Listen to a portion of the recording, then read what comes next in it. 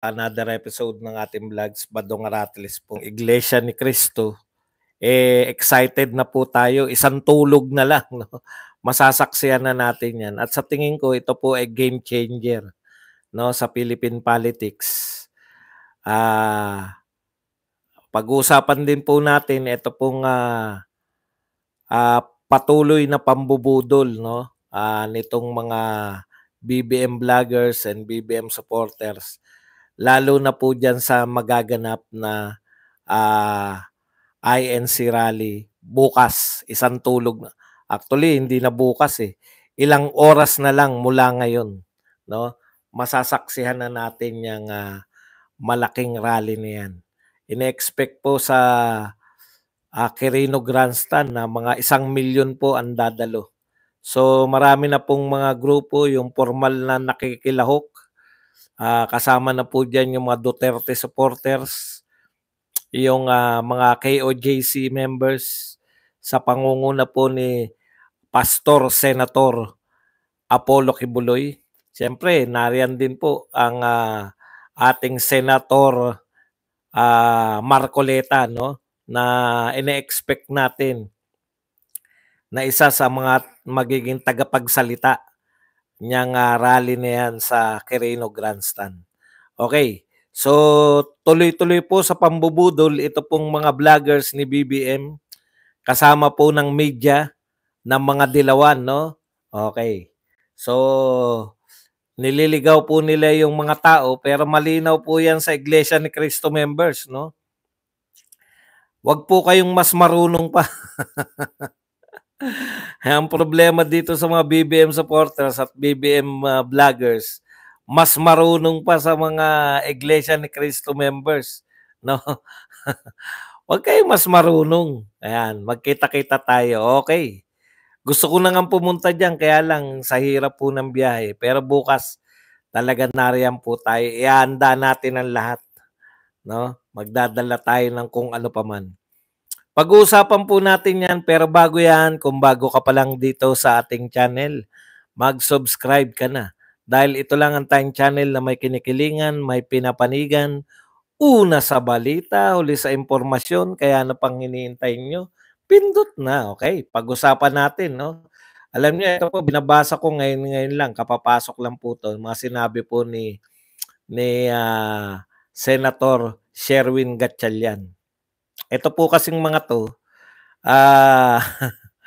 alam po nila kung para saan eh, no? Ito po, balita ngayon, mainit pa. Alam po nila kung para saan yung rally talaga, no? Ang dami po kasing ano eh.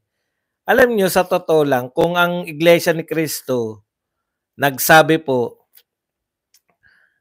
pupunta ako riyan, dyan na ba kayo? Mag-overnight ba kayo dyan? Wala tayong charging dyan pag nag-overnight tayo. Okay. Ito po, sa totoo lang, no? Gusto po nilang ipalabasin na parang business as usual lang to. Sa tingin ko po at tingin po ng nakakarami, game changer po to sa ano game changer to sa Philippine politics, no? Ito yung magbabago ng ano ng pananaw ng marami, no? Kasi sabi nga ni ni Senator Sherwin Gatchalian, maraming mga local politicians magdadalawang isip na ngayon, no, sa support nila dito sa impeachment. Kasi aminin na yan natin at hindi. Kasi yung mga nagsasalita na yan ng mga BBM supporter at mga BBM vlogger, karamihan po dyan, hindi naman po, karamihan dyan, nausuhan na lang eh. Wala po talagang mahabang experience yan sa pamumulitika eh. No? Wala pong ngayon, kumbaga, nung naging vlogger na lang sila, baka unang mga vlog niyan, hindi pa politics eh. Ang point ko lang dito, mga kapatid, tayong mga mahilig sa politika, nakasubaybay na tayo noong araw pa, hindi pa tayo vlogger. At yan po ay may kinalaman dyan yung kurso natin sa kolehiyo. At talagang involved na tayo sa politics, kahit sa campus politics noon sa college. dapat very basic yan, no? Napaka-influential ng Iglesia ni Cristo votes. Dahil po yan, solid po yan. Wala pong politiko ang mang-iisnab ng INC votes, no? Lalo na po sa local. Kasi ang laki pong bagay niyan. Hindi lang po yung bilang ng Iglesia ni Cristo mismo. No, ang katotohanan po niyan, yung effect niyan. Inaabangan po pati ng mga Iglesia ni Cristo members yung mga ini-endorso ng Iglesia ni Cristo lalo na sa local. Sino in-endorso ni Sino in-endorso ng iglesia sa Meron na ba? Sa mayor. Ganun po yung usapan diyan eh. Pagdating po ng mga eleksyon, no? Nagtataka ako bakit itong sinabi ng iglesia hindi pa rin tumitimo sa utak nitong mga to. Tignan niyo yung sinabi ni Sherwin Gatchalian. Ito mga batikan ng batikan ng mga politiko to eh. Hindi nila pwedeng isantabi yung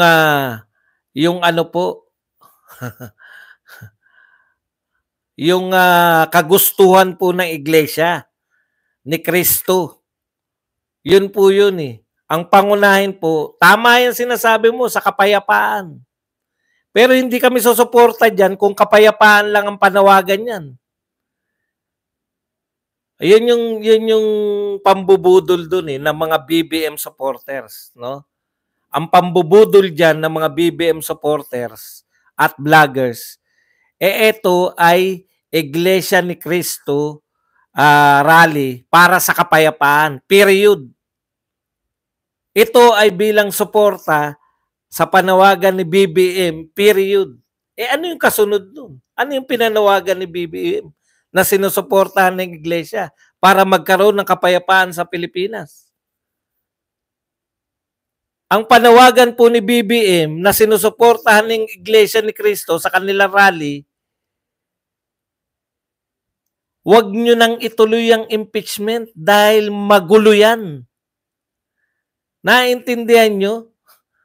Magulo yan.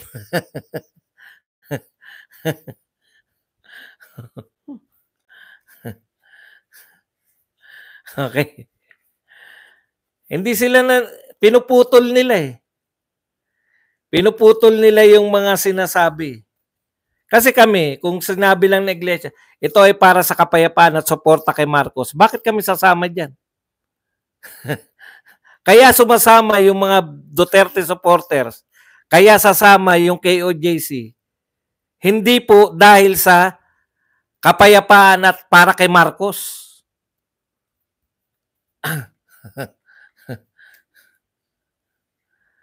Napakasimple po. Bakit kami susuporta para ang dami po relihiyon na nagrally, hindi naman namin sinuportahan? Kami kaya susuporta dyan dahil ayaw nila sa impeachment ni VP Sara. Kung sabihin nila pro-impeachment kami, bakit kami sasama dyan? Hindi naman kami member niyan. Yung pinaglalaban nila, napakasimple.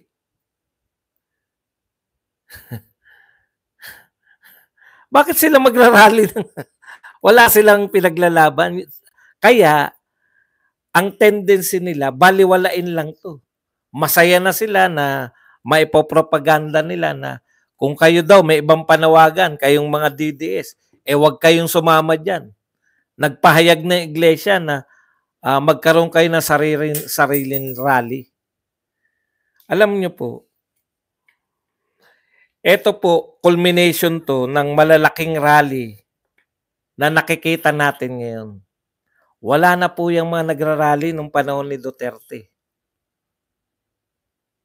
Meron siguro 20 na yung pinakamaraming napoproduce ng Makabayan Black at ng mga kaalyado nila na rally against government. Ngayon po, sangkatutak po, miski yung Makabayan Black. Kaya yan, alam nyo for convenience yung alyansa ni Martin at ng Makabayan Black, alam mong gamitan lang eh. Kasi tignan nyo yung mga rally ng Makabayan Black ngayon o ng mga ano nila, kaalyado nila. Palaki na rin ang palaki. Pro-government ba yung rally nila? Hindi. Anti-government din eh. Yung rally po ng mga Duterte, nagmula po yan sa 100 lang. Nakita po natin yung EDSA Shrine, ang laki na po nun. Kung hindi po binakuran yung EDSA Shrine at wala na talaga mapwestuhan yung mga tao, pinagbawal na ng Robinsons at saka nung may-ari ng EDSA Shrine ng mga Katolikong pari, palaki talaga ng palaki. Kasi nakikita nila, so nagno-normalize na po na okay pala yung pagrarally na ipapahayag mo yung kagustuhan mo. No? Ngayon, kung ang nakikita lang ng mga BBM vloggers and supporters, hindi nila nakikita yung support, hindi nila nakikita yung overwhelming na ayaw na ng mga tao na panay politika, ayaw na ng mga tao na pakialaman ninyo yung binoto ng mamamayan, yung 32 million, pagpapasyahan ng mga ilang congressman na tanggalin sa pwesto. Timing na timing po yan, pati paglalabas po ng mga survey. Alam nyo po ang survey, ayaw nyo pa rin maniwala sa akin. Yung mga, lalo na po yung mga reputable survey niyan. Kaya po nila pinangangalagaan yung kanilang survey. Malaking kitaan po yan. Diyan po sila kumikita sa pagpapasarvey. Halimbawa po yan, may nagpasarvey po. 'Di ba? Pabor ba ang mga Pilipino sa impeachment kay BP Sara? Kung tutusin, ilalabas lang po ng nagpasarvey yan na 41% ang gustong ma-impeach, 35%. So ano po ibig sabihin talaga nun? Wala pang kalahati. Kung tayo po magsusuri nun, wala pang kalahati ng Pilipino ang gustong ma-impeach si BP Sara. Pero dahil kakampi nila yung media, grabe po kung mag-present yung media, no? Oh, gusto ng mga Pilipino na ma-impeach si BP Sara. Eh pag tayo po magsusuri nun, 41%, 50% po ang kalahati. 41% lang po. Kung si Badong ang magsusuri nun, 41%, wala pa sa kalahating gustong ma-impeach si BP Sara. Yan na kayo masusunod?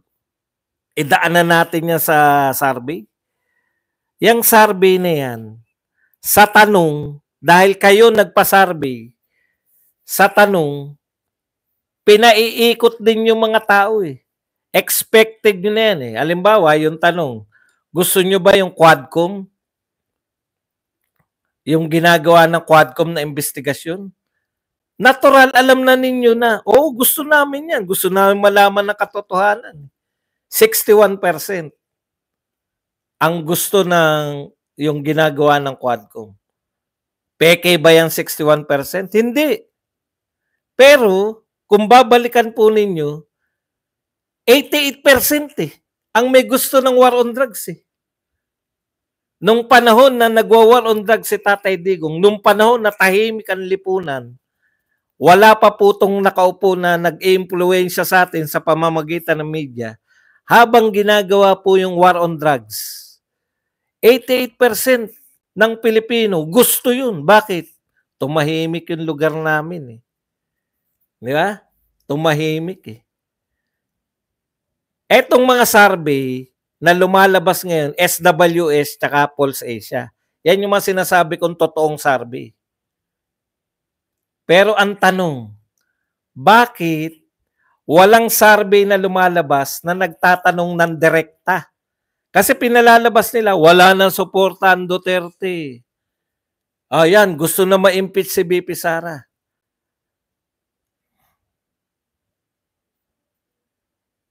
Eto ngayon ang tanong, bakit hindi nyo itanong sa tao? Direkta. Sino ang gusto nyo maging presidente sa 2028? Bakit ayaw nila ilabas yung resulta na yan? Tsak yan, may nagpapasurvey niyan. Ngayon, ang tanong, bakit hindi nilalabas? Malamang si VP Sara ang gusto maging presidente ng tao. Despite ng paninira, despite ng pangwawalang hiya, despite na inaaraw-araw ninyo siraan sa walang katapusang confidential fund, pag tinanong niyo yung Pilipino, sino ang gusto nyong presidente sa 2028? VP Sara Duterte. May naglabas ba ng survey na ganyan? May nagtanong ba ng survey na ganyan? Wala. Alam nilang kasagutan ng mga Pilipino. Si Sara Duterte ang gusto namin maging presidente. Ha? Akala ko ba gusto nyo ma-impeach? Hindi nyo naman kami tinatanong kung sino gusto namin presidente. Isa pang gusto nating itanong. Ayan, panay, nalalantad na. Nalalantad na mga ginawa ni Duterte na kasamaan sa Pilipinas. Ha? Nilihim ni Duterte yan? Pinangako niya yan. Narinig ko, hindi ako Duterte nung araw. Wala akong pakialam. Nanonood lang ako, lagi ako nakakontra. Lahat ng upumpong presidente, kontra ako dyan.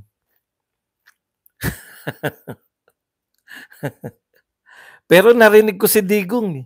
Sa Luneta, sabi ni Digong, pag ako nanalo, papatayin ko kayo. Campaign promise niya yan, yung war on drugs. Campaign promise. Kaya tuwan-tuwa yung mga tao. Masayang-masaya sila. Ito lang ang politiko na nangako na papatayin niya mga drug lords, papatayin niya mga drug pusher. Nung naupo siya, pinatay na. Nagkapatayan na. At tumahimik. Alam mo, before maupo si Duterte, alam na ng mga adiksyonist. Yari tayo nito. May napanood ako yung mga viral. Sinasamantala ko na kasi hindi pa nakaupo si Duterte. Pag upo ni Duterte, finish na tayo dyan, sabi ng isang adik na nag-viral. Hindi ko alam kung ano yung kasalanan nun. Viral yun nun. Expected na natin yan. Yung mga inaangal ninyo ngayon, campaign promise yan ni Duterte. Uutuin nyo ngayon, nagulat kayo. Sinuportahan niyo yung war on drugs. Ngayon, nagulat kayo. Yung mga politiko po na bumabanat sa war on drugs, kakampi ni Duterte yan. Marami mga speech yan na pinupuri yung war on drugs. Ngayon, kalaban na si Duterte, masama na. Kulang sila sa consistency. Ang tanong, kung talagang na-realize ng tao na masamang tao si Duterte,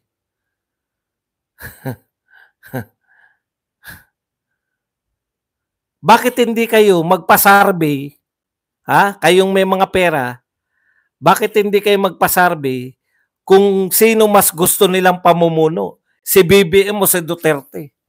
Napakasimple. Di ba? Simple lang po yun. Itanong ninyo sa Pilipino, sino gusto nilang presidente sa 2028? Itanong nyo sa Pilipino, sino yung kanilang mas gusto na mamuno? Si BBM o si Duterte? Definitely, nung panahon ni Duterte, kung itatanong mo, sino ang gusto nyong pinuno? Si Duterte o si Pinoy? Buta 100% siya kahit maka-Pinoy. Duterte. Ngayon, kita ko, putyan, dami palang BBM vloggers. Hinilera nila Ang dami. Hindi ko na tinuloy. Nabuisit na ako Nakailang gurgur. Tapos, walang katapusan na gurguran kagabi. Okay. Balikan po natin yung punto ko. Sabi natin, mamaya po, baka dumalaw ako mamaya. Sabi natin, patuloy sa pambubudol 'tong mga supporter ni BBM tsaka nitong, mga vloggers. Kasi hindi nila binubuo yung kwento eh. Bakit ba takot kayo sa katotohanan?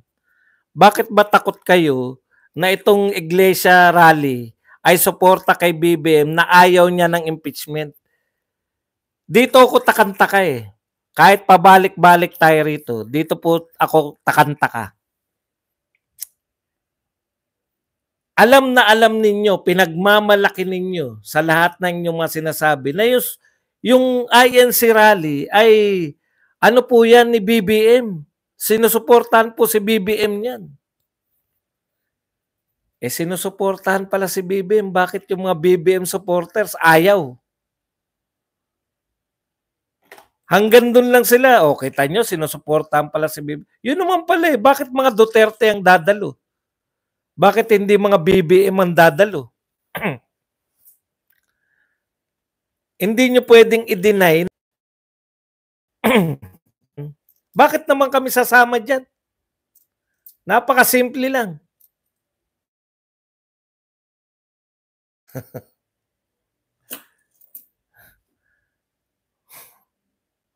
Napatunayan na namin kaming mga Duterte supporter na kaya naming mag-create ng mga sarili naming rally. Eh kayo po, kayong BBMers at supporters, puki ng walang katapusan gurugura.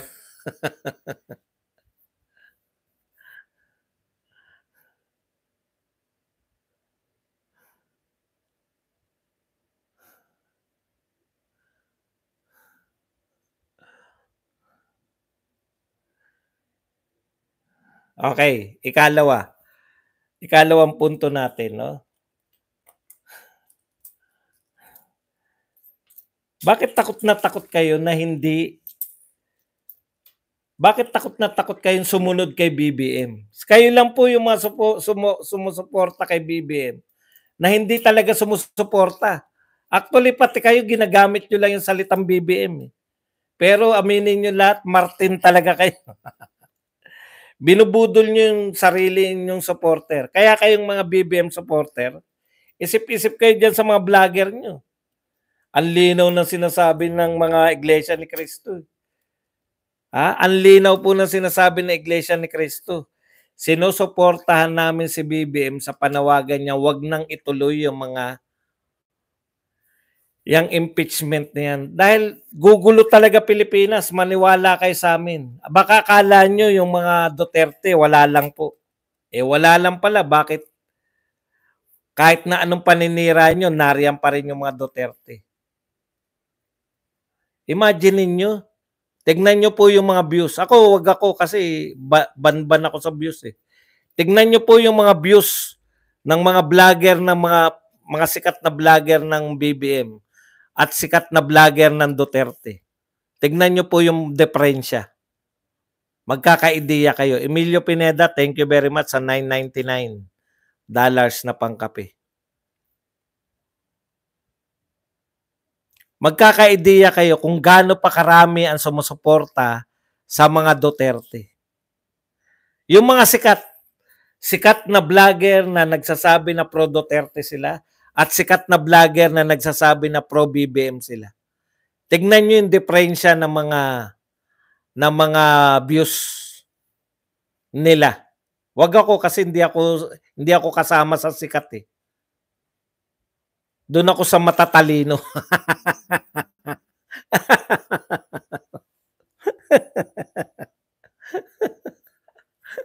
Doon ako sa matatalino, hindi ako kasama sa mga sikat. Compare nyo lang. Thank you very much kay Chang Kabuto na nagbigay sa atin ng 25 pesos na pangkape. Okay. At sa lahat ng mga nangyayari na to, ngayon, alam niyo, pag nag-open kayo ng rally at nag-open kayo sa panawagan,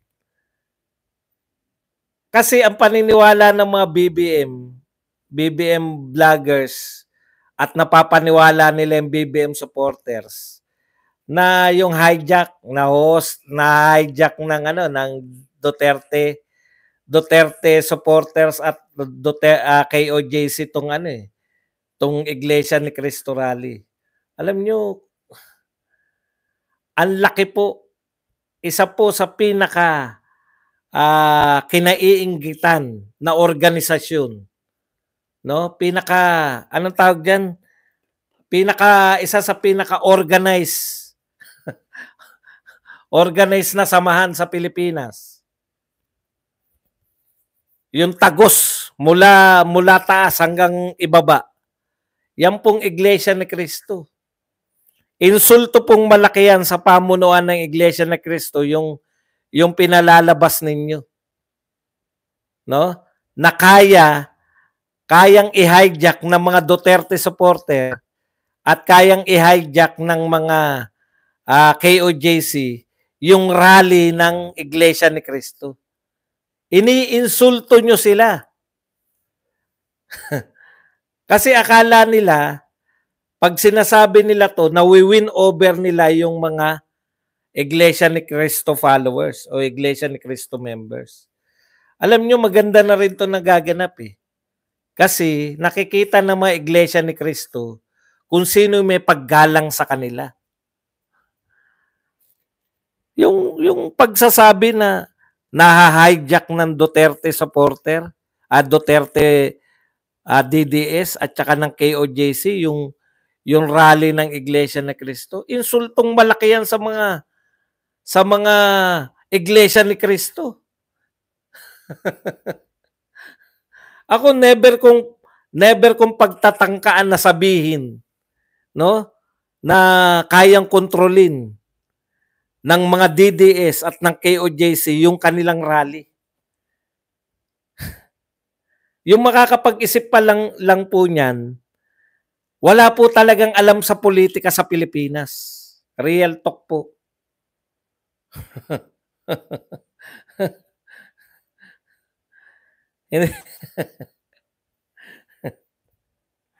Okay. Punta po tayo rito. Napuna ko lang. May sinabi to si Abi. Alam niyo na, pag Sabado at Linggo, no? Kaya makikita na Iglesia ni Cristo kung sino yung tunay na nagsasabi ng totoo. Eh. Kung yung mga BBM o Duterte vloggers. Eh. Siyempre, yung mga ibang Duterte vloggers na merong mga tendency na megalomania, isipin nila na parang rally nila. Hindi po. Ako po nagsasabi sa inyo, Iglesia ni Cristo Rally yan, no? At tayong mga kulto ni Digong ay sasama dyan bilang suporta sa panawagan nila na wag ituloy yung impeachment. Pero ganun pa man, tayo kasi hindi na tayo susunod dito, hindi na tayo maniniwala sa gobyerno na to eh. Nakikita natin yan eh. Nakikita po natin na itong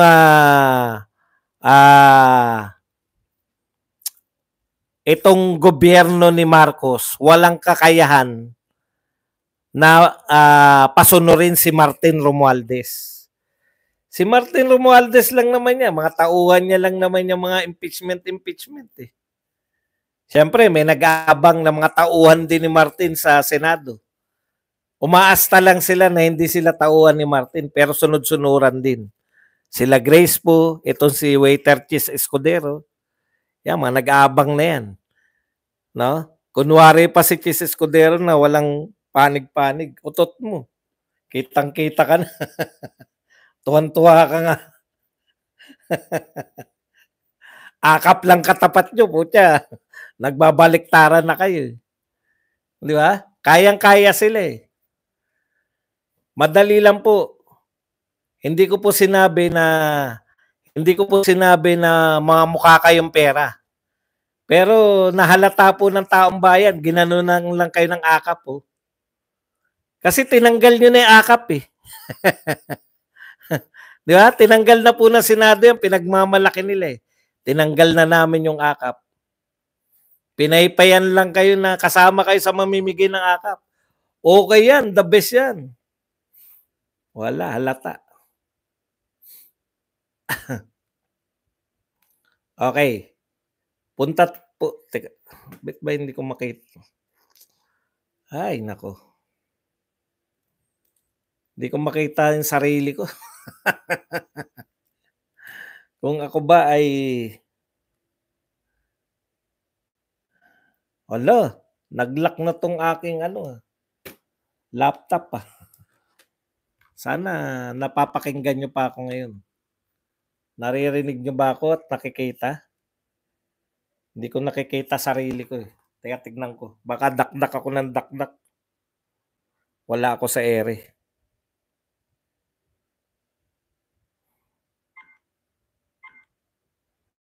Na-ere pa kaya ako? Tinitignan ko dito sa isang... Patuloy lang ako nagsasalita kahit hindi ko sigurado kung nasa ere pa ako. Ha? Tinitignan ko lang kung ako po ay nasa ere pa dahil magmumukha na akong tanga.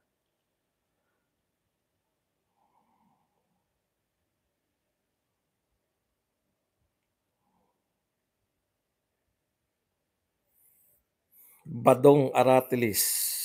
Titignan ko lang po kung nasa ere. Please bear with me. Mahirap po yung ako po ay... Ayun, nasa ere pa pala. Okay, sorry po, sorry. Tuloy ko lang. Okay. Yung kodigo ko lang ang nawala. Punta po tayo rito sa sa isa pang issue na may kaugnayan po rito sa ating sinabanggit ko kanina. Pag ang tinanong, halimbawa nag-survey po ngayon, sino ang gusto mo maging, ayun, nagkita rin kami. Pero naghang yung aking laptop. Yan ang mahirap pag nanonood ka. Yan ang mahirap pag nanonood ka. Kanina sinabi ko sa inyo na kung ang tatanungin nyo po mga Pilipino, ay sino ang gusto nila maging presidente sa 2028. Naniniwala po ako ngayon, Sara Duterte, no? At hindi po second si Martin. Yun yung masakit dun eh. Hindi po second si Martin. Hindi rin po second si Risa Ontiveros. Yung mga known na bumabanat kay Sara Duterte ngayon, malayo po sila. Baka ang second ay si Rapi Tulfo. Kaya tirahin na natin si Rapi Tulfo.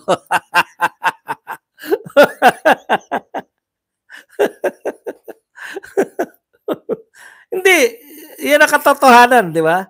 Si Rapi Tulfo. Ang diskarte po ng mga Tulfo ngayon, dehin bokiki ka muna, hayaan mo muna sila. Kasi pag ikaw umepal-epal ka ngayon, salita-salita ka ngayon, tapos maungusan mo si BP Sara, ikaw natitirahin. Mag-loki ka lang muna. Loki ka lang, tsaka ka na pag malapit na yung 2028. Sa tingin ko, yan yung diskarte ng Rafi Tulfo eh. No? Okay, eto tanong natin, no? Alam nyo, bakit nananahimik ka rin? Ang question ko, bakit ka rin nananahimik, Rafi Tulfo, sa issue ni Eric Sylvester? Ito po kasi, ang laking sampal po nito sa mga Tulfo, di ba? Kayo ba ay nagpunta riyan sa Amerika, nag-TNT kayo?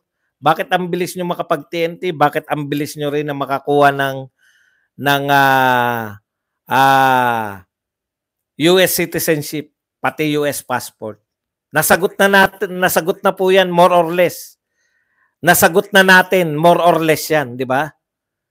More or less, ang sagot na may ng papel si Eric Sylvester na hindi niya sinasagot, hindi niya inaamin.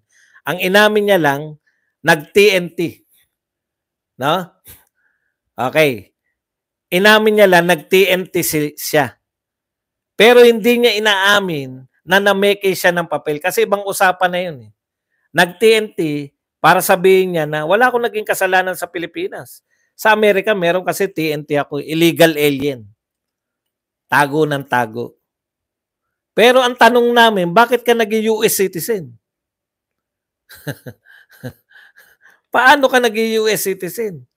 Ang paliwanag nga ng mga inampalan neto pong US Embassy sa Pilipinas, kaya ka naging US citizen dahil may ginamit kang Eric Sylvester Tulfo na hindi namin alam kung yan ba ay tao o papeles lang yung pineke nyo. Okay. Bakit ko po sinasangkot dito si Raffy Tulfo?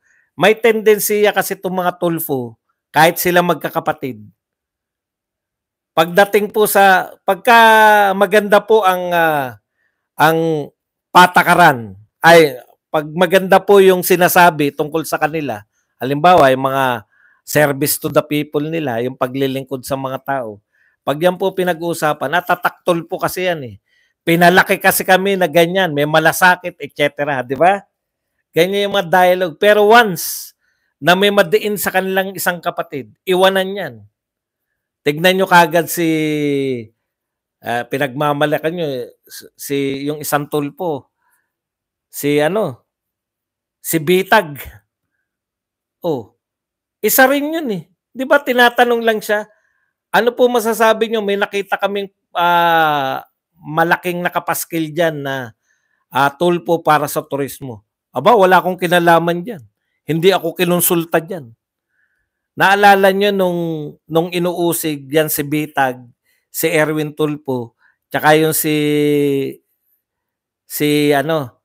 Ben Tulfo, Erwin Tulfo, tsaka yung kanilang DOT secretary noon kapatid, si Wanda Tulfo Teo. Ano sabi ni Raffy Tulfo?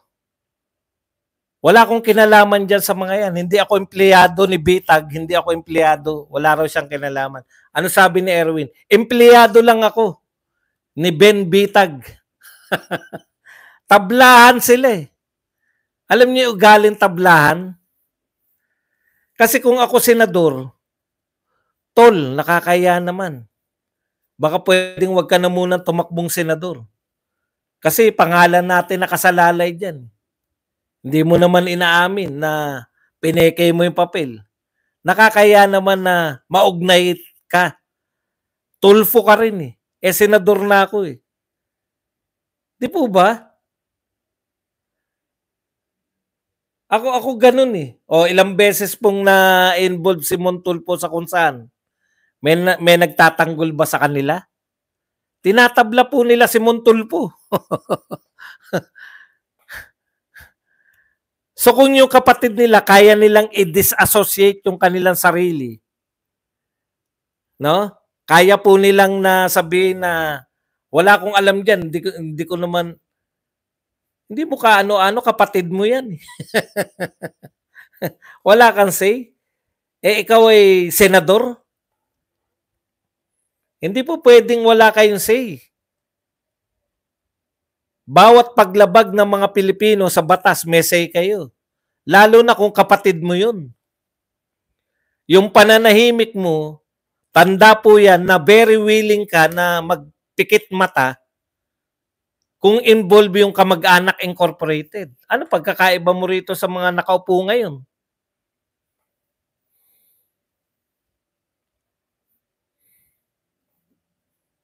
Di po ba? Ano po pagkakaiba ng mga Tulfo sa mga nakaupo ngayon na suportahan? O, pag-isipan nyo rin. Yung pananahimik niya at hindi niya kinukundina yung pamimeke ng papeles, very willing po siya na wag tumingin kung ang involved ay ang kanyang kapatid o malamang mga kamag-anak. Sa isang banda, pwede po silang maghugas ng kamay na hindi ako involved dyan. Hindi po pwedeng ganun. Involved ka dapat dahil senador ka ng buong Pilipinas. At syempre, yung pong question sa kanila lagi, nasan yung tapang ninyo ngayon? Bakit daig pa kayo ni Magalong na mayor ng Baguio? Mayor lang, hindi natin nilalang yung mga mayor. Kumpara sa inyo na ang kapangyarihan nyo ay senador, pambuong Pilipinas, si Magalong na mayor ng isang siyudad na bumabati ko sa corruption, magtapatan na po tayo. Ang akala nating lahat, kaya po nanalo si Rapi Tulfo at napakataas po ng posisyon niya sa Senado. Ang akala natin na yung pagtulong nila sa maliliit na tao, pag senador na sila, mas marami, mas broad ang matutulungan nila dahil ang konsepto natin sa batas ng mga Tulfo, kahit na gaano kakalaki, kahit gaano kakalakas, babanggain ka namin. Dahil kami ay pro-mamamayan. Yan po tumatak sa atin sa pagtulong nila sa mga maliliit na mamamayang Pilipino. May problema ba kayo? Sino ba yan? Tawagan mo nga yung Dole. Dole. May mga inapirito na mga manggagawa. Sige, punta raw kayo. Sherry, samahan mo itong mga to. Sherry ba yun? Hindi. Sino yung tomboy? Yung lagi niyang pinapupunta ron. Sige, punta na kayo ron. Ngayon, nung senador na tayo, sino po yung binangga nilang malaking tao? Oligarko o kung sino pa man? Alam niyo po ba na Odette, samahan mo Odette. Punta kayo sa Dole. Akala namin ma-apply niyan sa buong Pilipinas eh. 'Di ba? Problema na maliliit na tao, ipaglalaban niya kahit sino kalaban niya. Pangmaliitan lang pala. Yun lang naman po ang tatak Tulfo sa akin. hindi po kaiga-igaya. Ngayon sabihin niyo, maka-Duterte ka kasi kaya mo binabanatan. Tama. Kasi hindi ako peking tao eh. Bakit ako? Hindi naman. Lagi po ako may kinikilingan at may pinapanigan. Yan lang